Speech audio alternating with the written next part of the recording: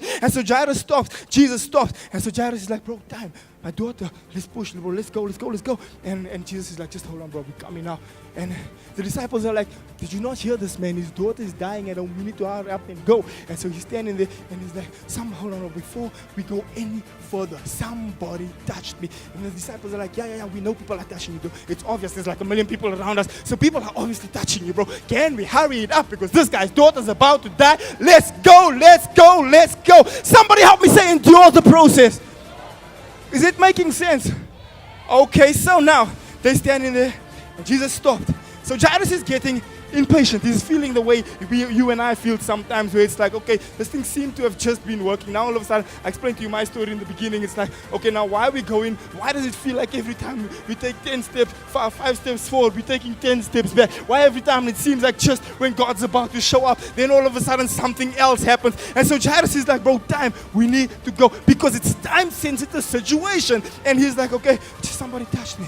And the Bible says this woman's trembling, she's scared because no one wants to say what happened. So I don't know if she thought she was going to get into trouble or what. Eventually she builds up courage and she says, okay, it was me. And she gets up and she says, it was me. And then, to crown it all, she begins to explain the story to Jesus. Otherwise, you and I wouldn't know the story. If she didn't tell, the disciples wouldn't have known. So now she's explaining to Jesus.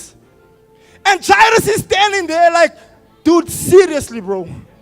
My daughter, do you really have to listen to this woman's story? Beside all of that, I asked before this woman, but you're helping her before me. What the heck is going on here? And he's like, hey, this guy.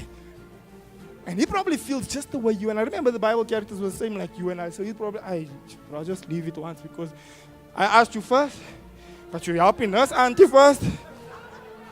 This auntie, at least she's still alive. She could have pushed another day. My child, oh well. Yeah, bro. Does anybody understand what I'm talking about? When the situation seems like, is this guy coming or not? What is he doing?